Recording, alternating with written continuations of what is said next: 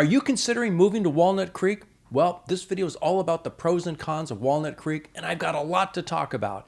It's all coming up. Stay tuned. Hi, I'm Warren Oberholser. I'm located in Northern California's San Francisco region, and more specifically, the East Bay Tri-Valley area. My channel covers two areas. One, helping both buyers and sellers get the maximum results for one of their biggest investments, their home, and what's going on currently with the real estate market.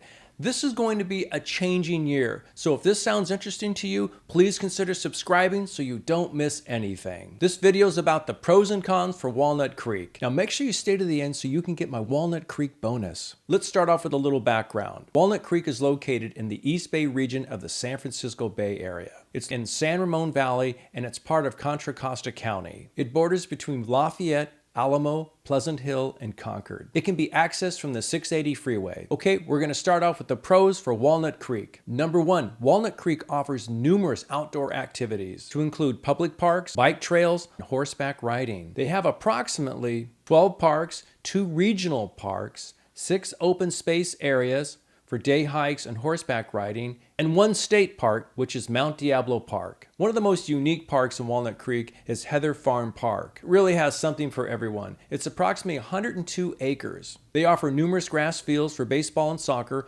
large playground areas, fishing pond, equestrian area, picnic tables. Heather Farm also has a separate dog park inside their park. And if you like golf, Walnut Creek has 1 18-hole public golf course, Boundary Oak Golf Course. Number 2, Walnut Creek's downtown area. This is truly a destination spot that offers so much. I'm going to begin with their Broadway Plaza. This is an open area shopping center containing over 80 specialized shops and restaurants, including Nordstrom's, Macy's, the Apple Store, P.F. Chang's, and the list goes on. For arts and culture, they have the Leisure Center for the Arts and Bedford Art Gallery. They also have numerous live performances, outdoor festivals, and a downtown library, which is adjacent to their Civic Park, which is 16.7 acres. Number 3, restaurants. As I just discussed, Walnut Creek and their downtown area have numerous restaurants to choose from. In fact, per the Downtown Association website, they have over 120 restaurants. Number 4, employment. Walnut Creek has several employers to include healthcare, engineering, tech, etc. Number 5, Walnut Creek has BART. BART stands for Bay Area Rapid Transit. These are electric trains that travel from Walnut Creek to several areas in the Bay Area, including San Francisco. They don't take you to the Silicon Valley. What I recommend is taking the commuter train to Santa Clara, San Jose area. From there, you should be able to take a bus or some kind of Lyft or Uber to your destination. Many companies in the tech area have their own commuter bus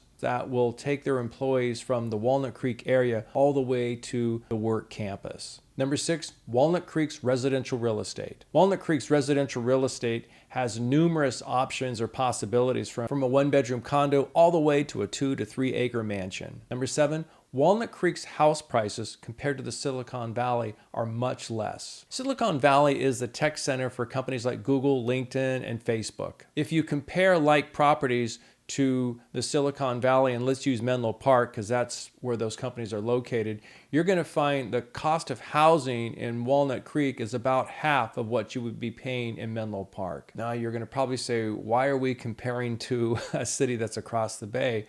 Well, because a lot of people that do live in Walnut Creek tend to work in the tech area, and that's the biggest one in the Bay Area.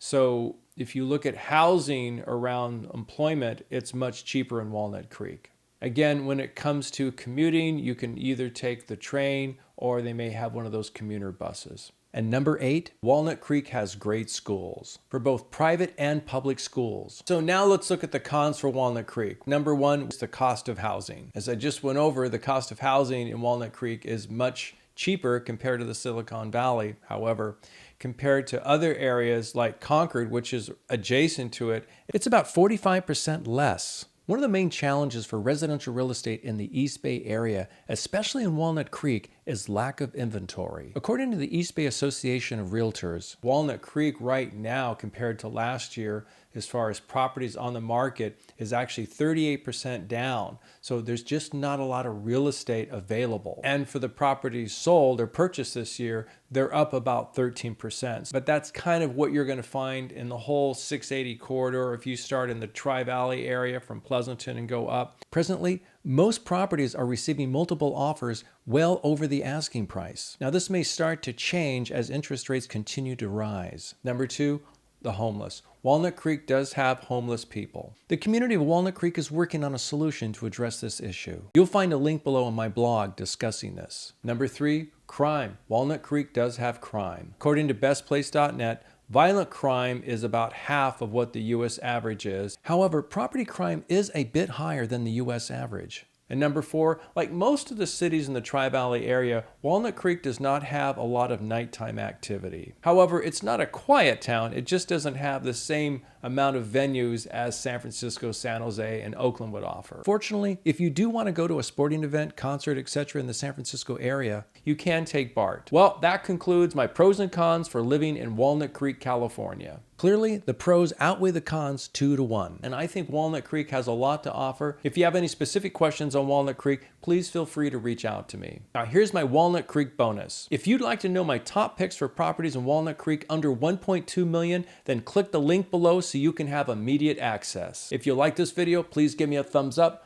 Post your questions and comments down below. And of course, if you haven't subscribed to my channel, consider doing so you don't miss anything. If you found this video interesting, you may want to watch these other 2 that are starting to pop up just about now, because I'm going to discuss the pros and cons for Danville and San Ramon. So stay tuned. I have more helpful videos like this coming soon. Please reach out to me for any of your real estate questions or needs, and I wish you all the best on your home journey.